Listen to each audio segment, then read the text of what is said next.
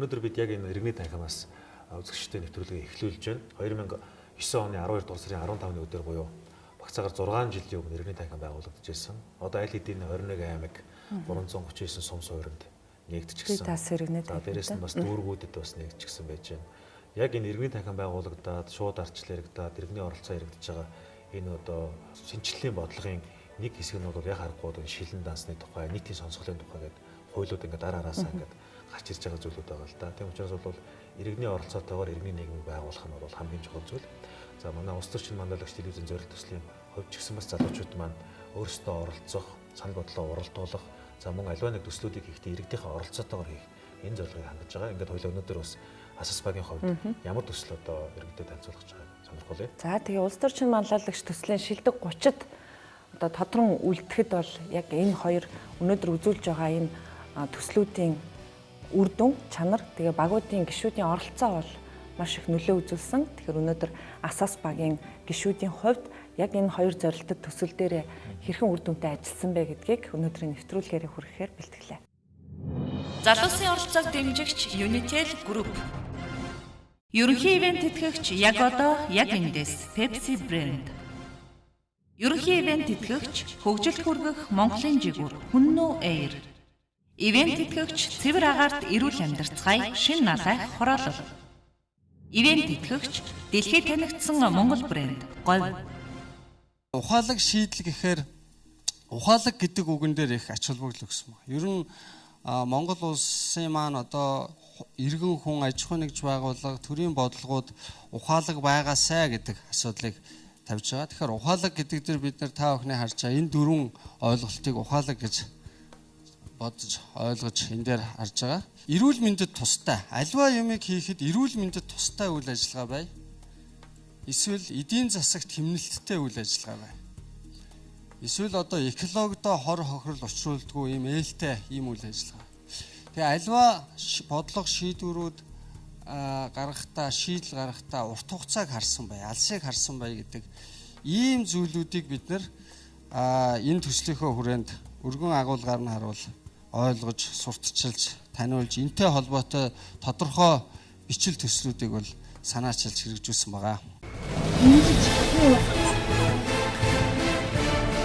Энэ аюулыг нээснийг мэдгийа.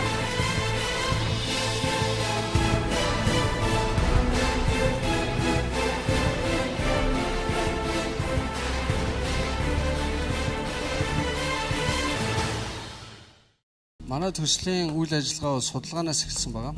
Ер нь бид нар ухаалаг шийдлийн хүрээнд бол маш олон шийдлүүд бол аливаа үйл ажиллагаан дээр байж байгаа. Бид нар тэгэхээр түрүү манай Дашкагийн хэлдгээр манай багийнхан бол утааны асуудал дээр фокуслъя гэж. Тэгэхээр энэ хүрээнд жишээ нь энэ судалгаа байна. Гэр хорооллын утаа бол 50% бүрдүүлж байна, автомашин 20% бүрдүүлж байна гэдэг ингээ явж. Тэгэхээр энэ дээрээс бидний хамгийн нийтлэг хүн болгоны ойлголттой байдаг нь бол гэр хорооллын утаа ч юм уу энэ цахилгаан станцуудын утааг анзаардаг боловч автомашины утааг илүү анзаардаг. Тэгэхээр манай ухаалаг шийдлийн төслийн бас нэг салбар одоо хийгдсэн олон ажлуудын нэг нь автомашины утаан дээр бас төвлөрсөн ажил. За тэгээд утаатай холбоотой одоо агаарын бохирдолтой тэмцэхэд манайх 93.4 тэрбум төгрөг зарцуулсан боловч одоо бол утаа хэвээрээ л байж байгаа. Тэгэхээр бидний гол зорилго бол ухаалаг шийдлийн хүрээнд энэ утааг яаж бууруулж болох вэ гэдэг шийдлийг судалгааны үндсэн дээр санал болгосон. Бидний хийсэн судалгаагаар бол нийслэлд бол 178 мянган одоо хашаанд одоо өрх гэр амьдарч байгаа. Эндээс бол 800 мянган тонн нүүрс түлэгдэж, 48 тонн азотын давхар эсэл, 711 тонн угаарын хий, 41 тонн хөхрийн эслэлээр бол бид нар бүгдээрээ жил болгон одоо амьсгалж байна. Хавар болонгууд энэ үзүүлэлтүүд арай багасж байгаа боловч бид нар хөрсөнтөх одоо шороо тоостой залгуулаад одоо амьсгалаад ордог. Яалчгүй одоо бидний одоо шийдэлт энэ ухаалаг шийдлийг гаргах манай объем бол болж чадсан гэж ойлгож байна. За тэгээ машины утаан дээр бид нар тайлан дээр бүр дэлгэрэнгүй тэр хийгдсэн ажлуудыг тусгацсан. Зүгээр ер нь нийт үзэгчтэй бас хандаж бас сануулхад энэ автомашины утаа бол дандаа хүнд металлтай 1.2 метрээс дээшээ бол утааны хорт байц гардаг. Дандаа хүүхэд хөгшөд хөгжлийн бэрхшээлтэй иргэд бид бүхний хамар руу шууд үлээгдэж ордог ийм хорт үдс байна. 200 гаруй төрлийн хорт үдс бол ороод цусаар дамжаад тархинд одоо тэр хар туглагч байт юм уу, одоо ийм бодисууд маань бидний ой санамжийг багаар урт хугацаанд бол дандаа устгаж яадаг ийм хандлагууд бол судалгаагаар маш хүчтэй гарч байна. Мөн эрүүл мэндийн одоо статистикаас бол ойрын 3-4 сарын тооцооллуудыг харахад бол маш харамсалтай, аимшигтай ийм одоо үхэл хагацсан өвчнөгийн тоонууд бол илэрсэн баг.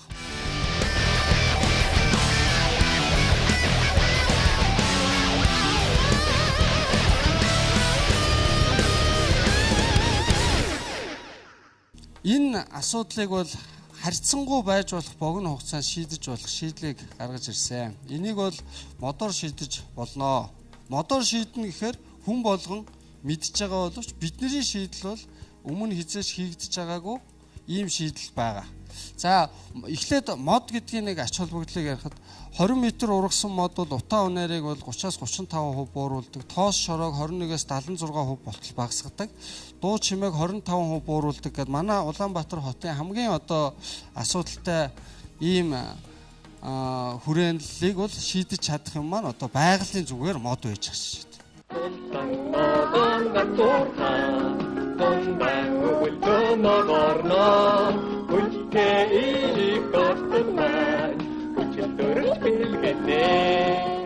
Дэлхийн дундаж хоттой харьцуулбал бараг 10 дахин бага ногоон байгууламжтай. Өөрөөр хэлбэл Улаанбаатар хотын 5% л ногоон байгууламжтай. Тэр бид нар ийм саарл харагч.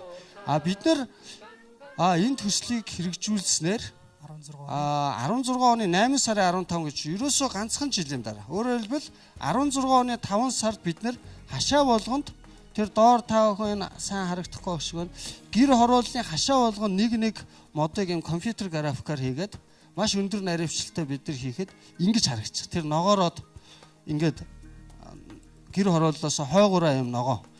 Яагаад тэгэхээр 178 мянган өрхөд энэ Улаанбаатар хотод энэ тариад үхүүлээд байгаа нөгөө 4 тэрбум 5 тэрбум төгрөг бол бид нар энэ мод тарих өдөр гэж ийм сайхан өдөр санаачилснаас хойш зарцуулаад 80% нь ургаж чадаагүй үхсэн байна. Бидний судалгаа.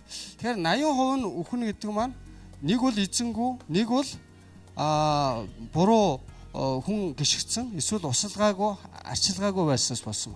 Тэгэхээр бид нэр илүү зардал гаргалгүйгээр 2015 оны хавар ерөөсөө тэр тарьдаг модыг нь шууд хойш нь хашаа болгон 178 мянган айлд нэг модыг өгөхөд бидний судалгаа энд хийсэн одоо ард иргэдээс авсан гарын өсгүүдээр танаад нэг мод ингээд авчираад тэр нийслэлийн тэр усалдаг машинууд нь гудамжаар нь яваад услаад тэр тарьдаг нөгөө ногоочд нь хашаан дотор тариад байгаа юм бол та бүхэн ямар хандлагатай байх вэ гэдэг бидний судалгаагаар бол ерөөсөө бараг л айл болгон энэ бол асуудалгүй ямар сайхан боломжтой гэж бид нэр судалгаа хийсэн. Тэгэхээр эндээс бид нар ямар тэгвэл ерөөсөө ийм болчих боломж маш ойрхон байна. Залуусын оролцоог дэмжигч Unitel Group.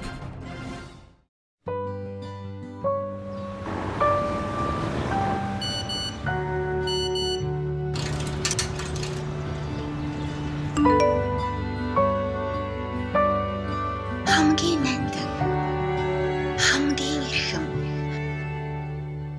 хамгийн тансаг бэлэг бол таны зүрхнээс гарч зүрхэнд хүрэх чин сэтгэлийн үгс юм.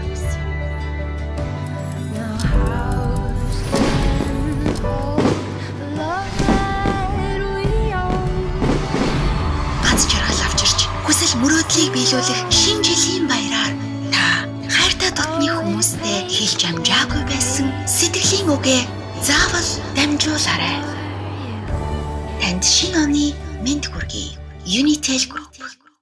Та нар өөрсдөө ярьж байгаа хамгийн гол танаа багийн магадгүй гол одоо брэнд үг бол ухаалаг гэдэг үг яваад байна л. Тэндээ цаана смарт тэгэхээр төсөлч гэсэндээ өөрөө смарт байх хэрэгтэй гэдэг 5 үнцэн шаардлага тавиад явдаг. Би тэрний дагуу бас та нарыг хариулж үзээсэй үздэг. Жишээл одоо магадгүй ачивэбл буюу те энэ төсөл өөрөө за яг тааны хамгийн гол сүмэн дээр хашаа бүрт нэг мод. Жишээлбэл одоо 178 мянган гэр хорооллын айл өрх байна. Нэг айл нэг суулгац буй нэг мод тарь. Ямар төрлийн мод байх юм? Тэрийг бодлож явахад хитэн төгрөг байх юм. энэ өөрөө одоо тэр модны сонголтоос уйлаас байх юм уу, шинс байх юм уу, хэцүү байх юм уу тий. Ингээд яг энэ тодорхой шийдэл чиглэсэн энэ нэг танилцуулга дотор давснаа санагдаад байгаа байхгүй юу?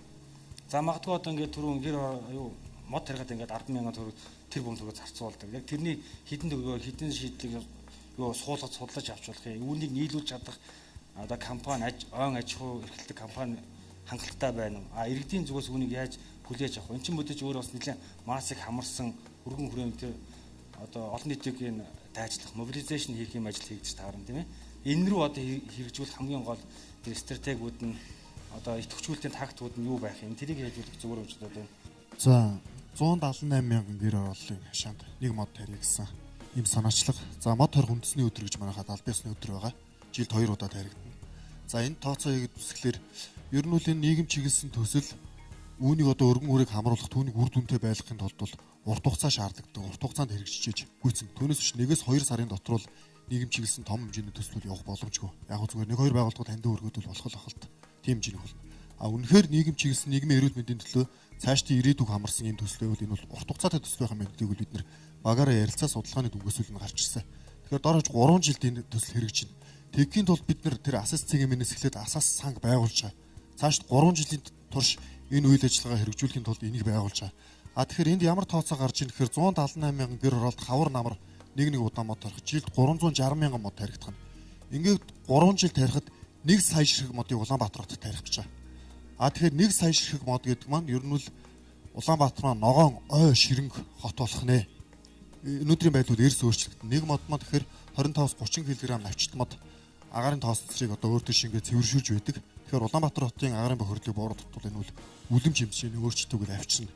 За тэгэхээр энэ зардлын үед яах вэ гэхээр нэг ширхэг модыг тарцыг 20,000 төгрөгөөр дунджаар үнэлж байгаа. Манай тул нэг 17-8 ийм тарц бэлдэж ургуулж худалдаалт компани байдаг юм байна бид нартай холбогдсон.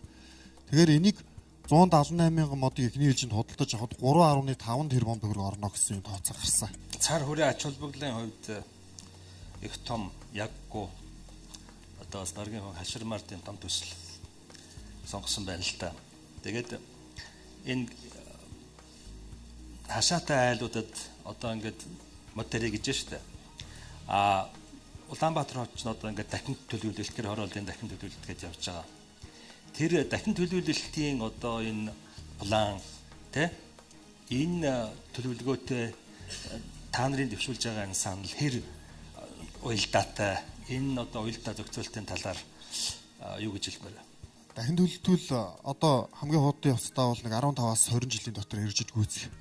Энэ хугацааг хүлээх юм бол бид хүмбэл одоо нэг жилийн дотор нэг эргэн хүмбэл бид нар 300 кг мөс тоосыг амьсгалж идэг.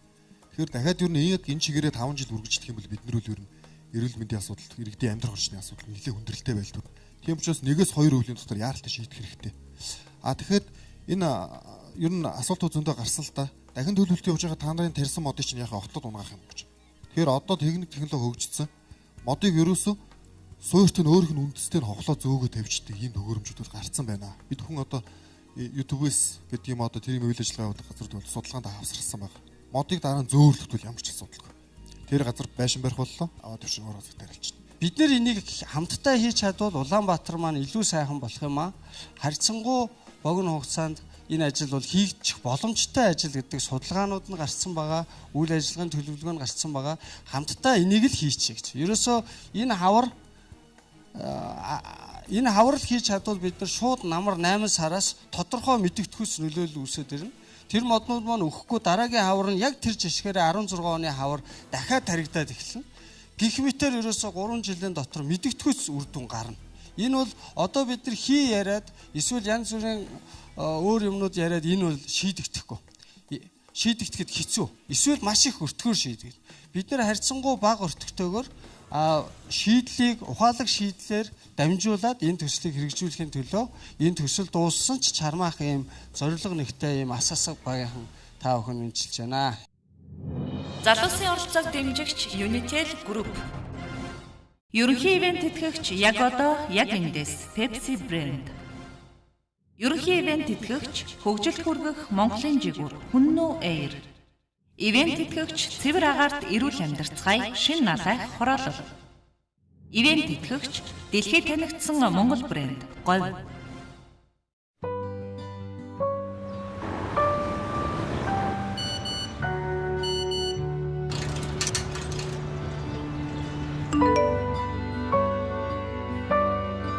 хамгийн нандин, хамгийн эрхэм,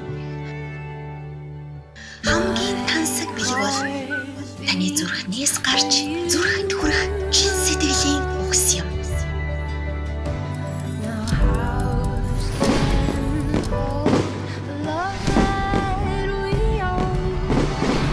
Ганц жаргал авчирч хүсэл мөрөөдлийг биелүүлэх шинэ жилийн баяраар та хайртай дотны хүмүүстэй хэлж амжаагүй байсан сэтгэлийн үгээ заавал дамжуулаарай.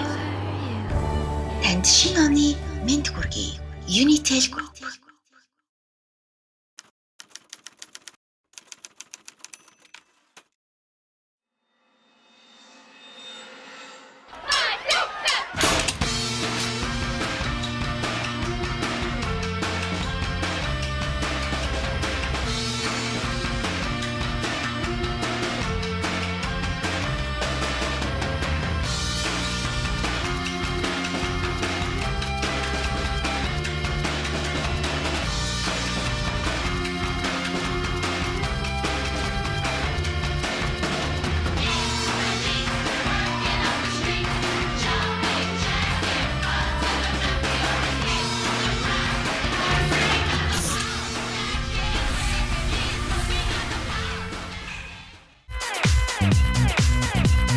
Мөнгө дөшөх байгалийн мөнгө.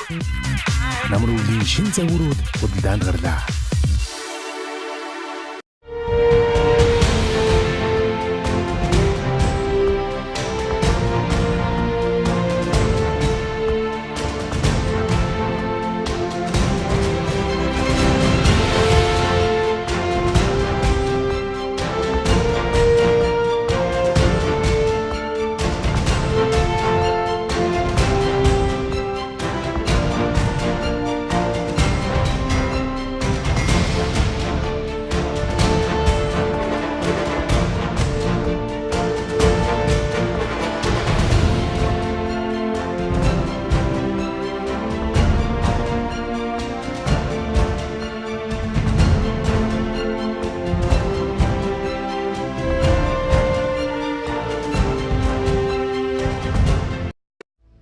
Наран мандах зүгт цэврэг арт эрүүл амьдралын тав тухыг бүрдүүлсэн иж бүрэн 6,000 айлын шинэ налайх цогцолбор хороолол таны гэр бүлийн амар амгалан аз жаргалт амьдрах бүхий л таатай орчин болох ногоон байгууламж, сургууль, цэцэрлэг бүх төрлийн үйлчилгээний төвүүдийг нэг дор бүрэн шийдэн танд хүргэлээ. Цэврэг арт эрүүл амьдарцгаая. Тэлмэн констракшн шинэ налайх хороолол.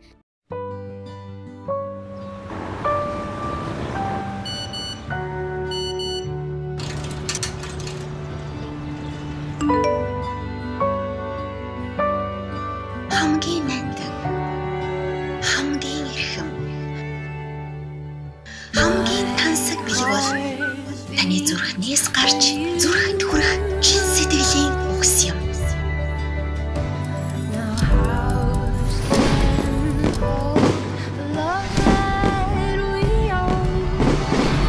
Ганц жаргал авчирч хүсэл мөрөөдлийг биелүүлэх шинэ жилийн баяраар та хайртай дотны хүмүүстэй хэлж амжаагүй байсан сэтгэлийн үгээ заавал дамжуулаарай. Танд шинэ оны мэд хүргэе. Unitel Group. Залуусын оролцоог дэмжигч Unitel Group. Би энэ нэг утсан дээрээс зураг харуулах гэж байгаа байхгүй. Энэ нэг ийм зураг байлээ. Энэ яг 90 оны үед нөгөө жагсаал цуглаа хийжсэн хүмүүсийн зураг байна л та. Тэгээ энд нь доотлолт залуу үеийг бүү басамжил гэсэн лозунг барьсан байгаа байхгүй. Тэр одоогийн энэ манай ирэх ирж байгаа хүмүүс ч гэсэн яг энд л захисж ирсэн арчлын хүмүүс байгаа. Залуу байсан. Гэтэ яг үнийг хэлэхэд арчил байна уу, ардын нам байна уу хамаахгүй байхгүй. Аль нэг наман чухал биш. Зүгээр л тэр үед Монголын ард түмэн хүссэн учраас энэ нийгмийн том давалгаа шилжиж хөдөлгөөн бий болсон. Тэр үед залуу үеийг бүү шинжил гэдэг лозунг барьсан хүмүүс өнөөдөр ч гэсэн залуу үеийг дэмжих хэрэгтэй. Ерөн зүгээр төслийн хүрээнд энэ хэдэн залуучуудыг дэмжих гэж байгаа юм биш. Ерөн залуучуудыг дэмжих цаг болцоо.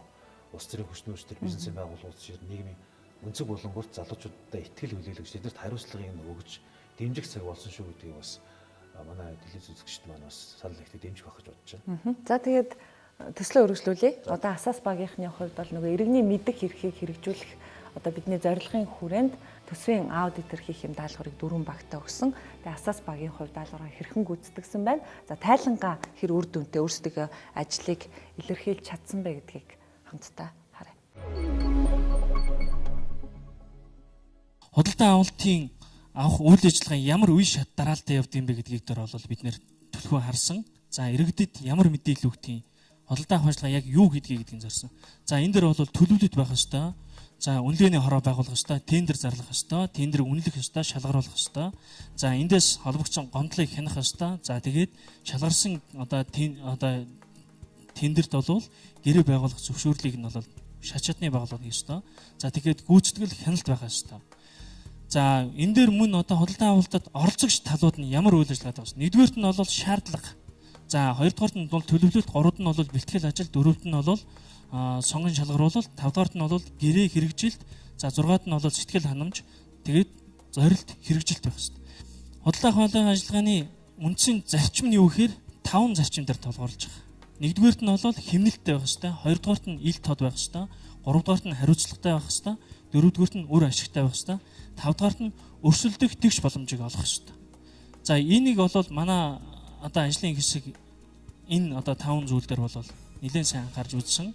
За энэ дээр бол дараагийн слайдн дээр тодорхой болж гарч ирэх юм аа. За энэ ил тод байлгах тэгш боломжийг үзүүлэх үүднээс бол бидний хийсэн судалсан материалаас авч үзэхэд бол худалдаа авалтын төлөвлөгөө, тендерийн урилга, үйл ажиллагааны мэдээллүүдийг бол олон нийтэд нээлттэй ил тод хүргэдэг ийм систем байсан. Энийг бид нар үйл ажиллагааны гүйцэтгэлийн тайлан дээр авч үзэхэд бол онлайн болоод сошиал медиа, за олон нийтийн хэвлэл мэдээллийн хэрэгслээр бол тухайн байгууллага бол энийг ил тул байдлыг хангаж байна гэж үзэж байгаа. Урд нь иргэн амар санаа гэж юу харж байсан гэхээр за тендерт оролцоход би хэн нэгийг танихад бол болох юм байна. Би хэн нэгэн хүнтэй учирчхад бол миний тендер бүчих юм байна гэдэгт ийм бүтээгхэн хардлагатай байсан. Би энэ зүйлээ арилгах чадсан. Юу гэхээр энэ үнэлгээний хороо хуралддаг танхимыг бол тогтчулсан байгаа. За энэ дээр бол дуу дүрсний өндөр агуулмж өгөх 2 камер байж байгаа. Шууд хаалгаар оронгууд мэдрэгчээр та бүхний хөдөлгөөнөөр мэдрээд энэ хүмүүсийн яриаг бичдэг 5 ийм өндөр хүчтэй чадaltaй ийм яриа бичигч байгаа. За тэгээд холбогдох бичиг баримтуудыг ингэж харуулдаг юу байж байгаа. За энэ дээр бичигдж байгаа мэдээлэл нь бол 2 дата систем дээр байрлаж байгаа. Нэг нь бол үндэсний дата систем дээр, нэг нь бол худалдаа авахлагын систем дээр. Тухайн хүмүүсийн ярьж байгаа яриа мэдээлэл. Тэгэхээр хэн нэгэн хүн энэ дээр лобби хийгээд тэр хүний ийм төсөөл тендер байгаа гэдгийг бол боломжгүй байна гэдгийг би бол өөрөө мэдсэн учраас энэ мэдээллийг оруулж байгаа юм шүү. Энэ бол манай гол фокусын зүйлийн нэг байгаа. Худалдаа авах ажиллагаанд даатгалыг нэвтрүүлж чадсан. Даатгалыг энэ бол нэг шин бүтээгдэхүүн байсан. Энийг бид нар бас онцлохон зүйтэй гэж үзсэн байгаа. Тендерийн баримт бичиг болоод холбогдох материалууд дээр бол оролцогч нар гомдол гаргадаг ийм үйл явцад бол жилээс жилд буурж байгаа. Учир нь юу гэхээр энэний урд гарсан нээлттэй ил тод мэдээлэл нь бий болсон учраас тэр гомдлоод тодорхой хэмжээнд буурж байгаа. Гэхдээ энийг бол шат дамжлагаар нь шийдээд явж байгаа.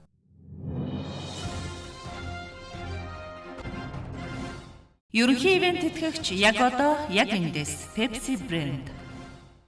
Ерөнхий ивент тэтгэгч хөгжилд хүргэх Монголын жигүүр Хүннү Air. Ивент тэтгэгч цэвэр агаарт эрүүл амьдарцгаая шин налайх хороолол. Ивент тэтгэгч дэлхийд танигдсан Монгол брэнд Говь. Анхаарах шаардлагатай 2 асуудал байна. Худалдан авах ажиллагааны төлөвлөгөөний төслийн цаг хугацаанд нь эрүүлэх. Иргэд маань цагийн цагтаа гэдэг цагийн менежментийг сайн барих хэрэгтэй байна. Дараагийн дугаард батлагдсан төсвийг саяын тэр тендерийн материал шалгаруулдаг систем байна. Тэр системийн дагуу явах хэрэгтэй гэж. Дараагийнх нь. Тэгэхээр манай багийн гол зүйл юу вэ нөхөр энэ үүсэж байгаа хүндрэлүүдийг бид нар аудиторлогоо зөвлөлдөөд ийм зүйлүүдийг гаргаж ирсэн байна. Төрийн байгууллагын хоорондын ажлын уялдаа холбоо буюу менежмент, зохион байгуулалт. Гадаадын этгээдийг оролцуулах тал дээр бас жоохон анхаараач. Тэднэрт бас биднээс илүү давуу тал бас байгаа шүү дээ гэдгийг. Дараагийн дугаард цаагаараа иргэд маань мэдээллийг яаж авах вэ? Та бүхэн яг тэр захин мэдээллийг ямар байдлаар авах ёстой, ямар бичгээр бүрдүүлэх ёстой гэдгийг зүйлийг яаж анхаарч байна вэ гэдэг дарга болон орлогч нарт бид хэлсэн. Тэрний дагуу бид нар гарын авлага гаргая.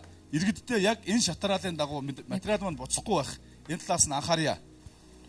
Тэр зардал бол сонин дээр их гардаг. Өдөр тутмын сонингийн эхний нүүрэнд энэ гэсэн залтууд байгаа үст те хуулийн дагуу. Тэр зардлыг бууруулах тал дээр та нар бодсон сонсон юм байна уу? Хажиглаж бодсон сонсон ч яах вэ? Ажиглагдсан ингэчүүл болчмоор юм байна да гэсэн нэг ийм бодол байна уу? Мөн та хэд бол бас давуу талаас нь нэлээд гаргаж ирсэн. Энэ бол сайшаалтай. За сүүлдний хоёр зүйлийн юм дээр бас нэлээд анхаарах гаргаж ирсэн байна. Өөр ер нь одоо дутагдaltaй ингэчмээр ийм нэг дутагдaltaй юм байна. Энийг ингэчмээр юм байна гэсэн юм ажиглагдсан уу? Нээлттэй ил тод байдал гэсэн. Ямар ч байгууллагад байдаг. Тэгэхээр мэдээж саяны зүйл дээр нэмээд өшөө юу вэ гэвэл нээлттэй ил тод байдлыг л одоо хангахын төлөө ер нь манай төрийн бүхэл үйлчлэгээний үйл ажиллагаа явуулдаг байгууллагууд чиглэж байгаа.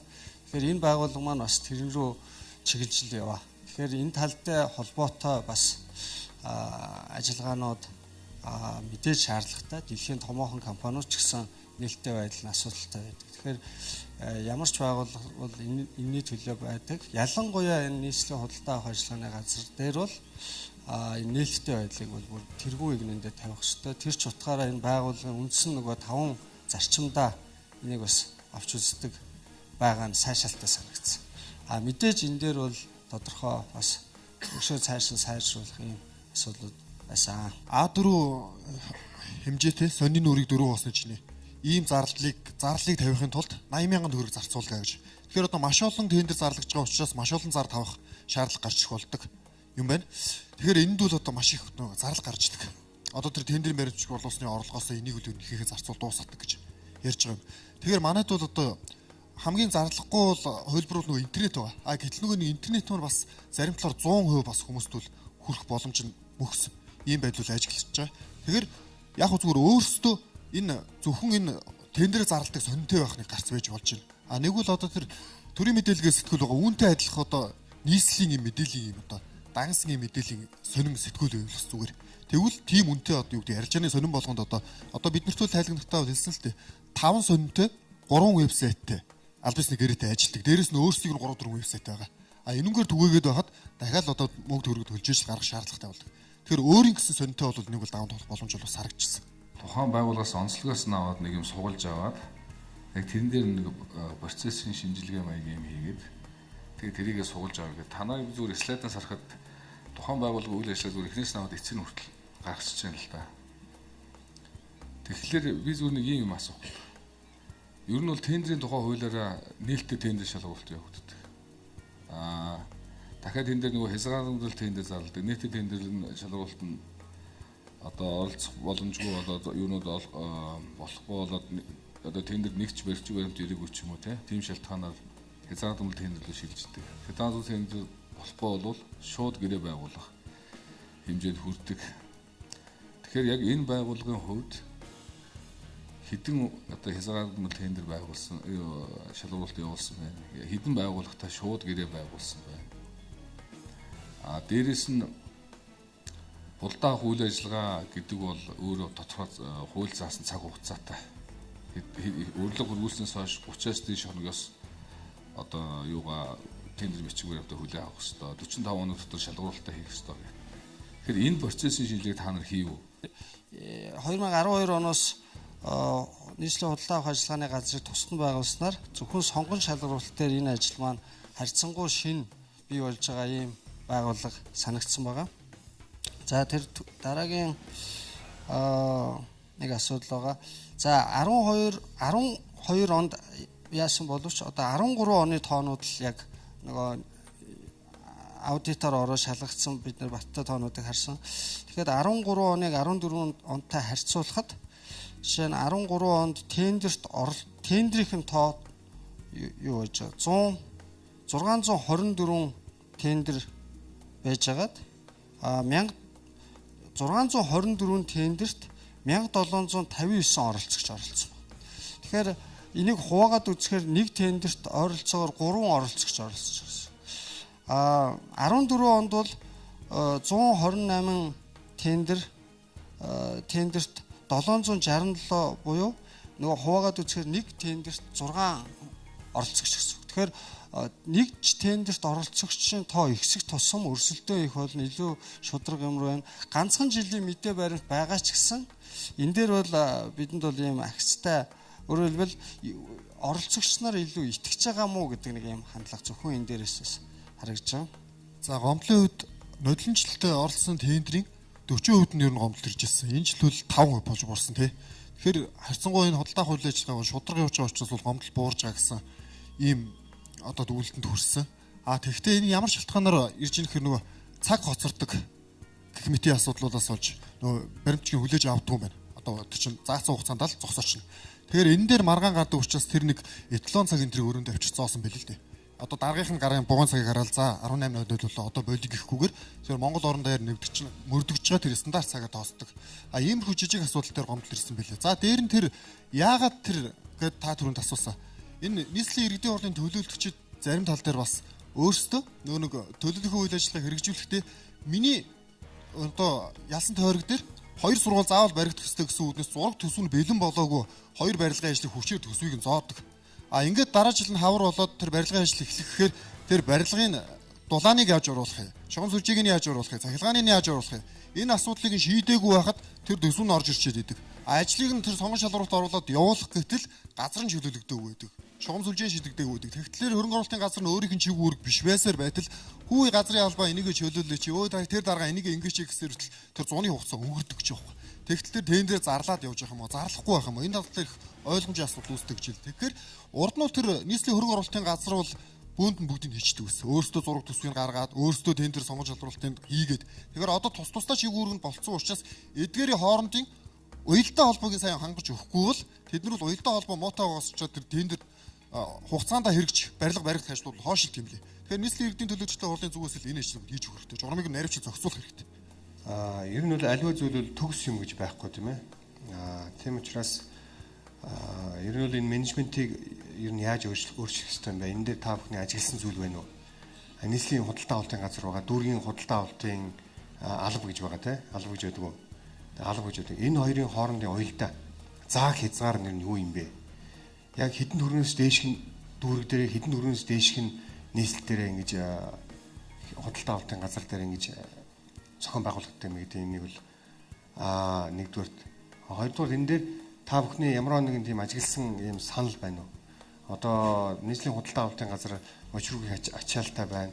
Энэ ачааллыг жид бууруулахын тулд дүүргүүд рүү бас тодорхой хэмжээ хэсгийг шийдэх ёстой байхгүй миний бодлоор бол. Энэ дээр бол бас нэг юм хариулт өгөөч. Тендерүүд ер нь яагаад оройтч зарлалт юм бэ? Би болгоо нэг өгүүлэхэд хэдийгээр нийслэлийн төлөөлөгч боловч яг та бүхэн шиг яг энэ нөгөө худалдаа авалтын газрын үйл ажиллагаатай бас ингээд танилцах завшаан тохиолдог учраас асуугаад байгаа. Та бүхэн бас одоо мэрэгжлийн болсон шүү дээ. Оройтч тендер зарладаг. Тэгээ барилгын улирал дуусдаг, он дамждаг. Тэгэл ингээд заваардаг юм байдаг байхгүй. Энэ дээр ажигласан юм байна уу? Урд тусын дутуугаас гадна төсөө бас оновчтой зоох хойрлохгүй. Тийм асуудал ажиглагдсан.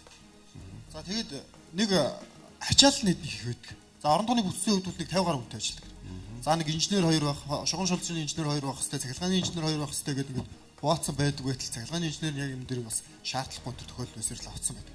Тэгээ энийг бол бас бодолцож үзэх хэрэгтэй. Орон тоог нэмж өгөх хэрэгтэй. Магадгүй тэр төсвийг нэмэх хэрэгтэй юм шиг. За ачааллыг бууруулахын тулд яах ёстой? Дүүргүүдтэй ямар зарчмаар ингээд тодорхой төвшингээр нь хуваах ёстой юм яах? Таны түрүүний асуултыг менежментийн асуултаа асуусан тийм. Ер нь энэ байгууллага маань ер нь одоо гаднаас хамаарах саяны 7 одоо төрийн худалдаа авах ажиллагаа хоорондоо уялдаатай ажиллаад байгаа. Энэ дээр бол бүр одоо өөр ийм маш хоорондын уялдааг хангасан ийм хууль тогтоомж дээрээс ч бид нар анхаарах хэрэгтэй. Яг дотоод байгууллагын хувьд бол яг тэр сонгон шалгаруулалттай холбоотой процесстойгоо холбоотой асуудлыг бол цэвэр менежментийн асуудал байх шиг харагдаж байна. Тэгэхээр яг энэ дээр бол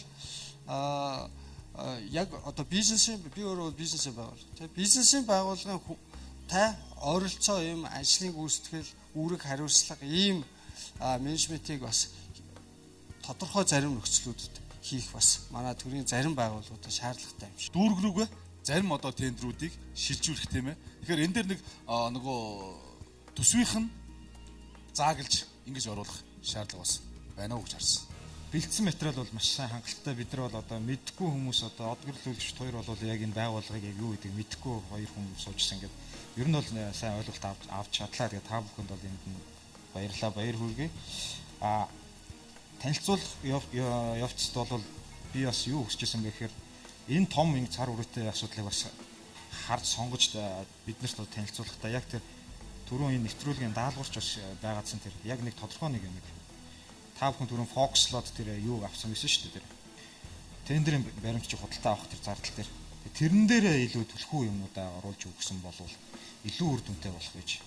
Дээрээс нь тэр сонингийн зардал сони хэвлэр гарч байгаа тэр 49 сая төгрөг гэж бас дурддагч шиг байсан. Тэр яг ямар замаар яаж хийж байгаа тэрний зарцуулт үйл ажиллагаан дээр нь одоо аудит яаж чиглүүлсэн болвол маш сайн болох гэж. Ерөнхий ивент тэтгэгч яг одоо яг эндээс Pepsi брэнд. Ерөнхий ивент тэтгэгч хөгжилд хүргэх Монголын жигүүр Хүннүү Air. Ивент тэтгэгч дэлхийд танигдсан Монгол брэнд Говь. Ивент тэтгэгч цэвэр агаарт эрүүл амьдарцгаая шин налайх хороолол. Огт өөрчлөгдсөн байлээ. Одоо бол та нарыг шүмжлэхгүй байгаа зү гэсэн. Тэгэхээр яхаарахгүй бид анх энэ төслийг эхлүүлж яхад бол нэг л нөгөө улс төрчийн популист хүмүүсийг бөөнөр нь бэлтгэх гэж та нар гэдэг хандлагаар хандж исэн бол одоо манай төслийн залуучуудын ярьж байгаа зүйл одоо үйл хөдлөл бүх агуулгыг хараад үзэгчдийн маань хувьд бол хандлага үнэхээр өөрчлөгдсөн байна гэдгийг бол тэр хүний амнаас тодорхой хэмжээнд би нэг талын олж харсан л та тэрний хувьд их баяртай байсан. Ер нь бол ингээд шүүмжлэл бол байх хэрэгтэй эрүүл зүйл. Шүүмжлэл яаж явах гутаанд оромжлогдох юм бол шал өөр ойлголттой. Тэрний зэрэгцээгээр одоо үүсгэх нь эцаагчд юм маш олон төрлүүд байна. Гэхдээ эцээцд бол энэ бүхнийг манай шилдэг оролцогчид маань өөрсдөө л өөрчлөх гэсэн. Энэ бүхний хэлж байгаа үг хийсэн үйл хэрэгээр нь өөрсдөө нийгэм таниулах хэрэгтэй шүү. Тэгэхээр энэ залуучуудын манад бол маш их хариуцлага бий болж байна. Нөгөө талаасаа одоо ингээд энэ чинь 1100-аас 400 хэд дараад нь 90, 60, 30 гэд үлдлээ шүү. Одоо бол иргэдийн маань хувьд бол хин нь хин бэ, ямар үзэл бодолтой юм, хин нь бодлоготой юм, хин нь болохоор яах нь одоо давуу тал талтай юм гэдгийг харах томруулдаг шилээр харах боломжтой болж байна л гэсэн. За тэгээд төслийнхаа өнөөдрийн нэвтрүүлгийг өндөрлөө. Тэгээд бидний хувьд бол үргэлж тийм гэгээтэй зорилготой байхыг хичээж байгаа. Нэвтрүүлэг бүрээрээ үзэгчдээ бас шинэ мэдээллийг хүргэе. Зөв хандлагыг залуучуудаа үзүүлье гэсэн зорилготой нэвтрүүлэг маань өнөөдрийн дугаараа үгээр өндөрлөж байна. Маргааш дараагийн багийн мөн зорилтод хоёр төслийн үр дүнгийн талаар нэвтрүүлгээрээ эргээд уулзъя. Баяртай үзэгчдээ.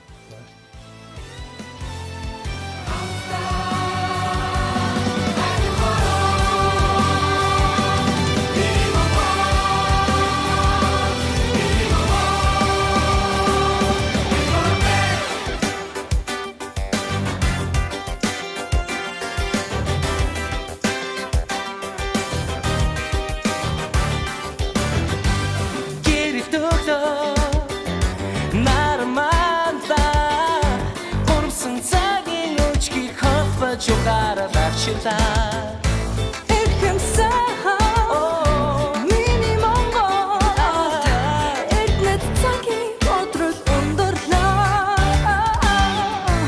эрхэмсэ миний монгол эрдэнэт цагийн өдрөл шинээр өндөрлөө энхүглөөний нараманда эргэх цагийн Чула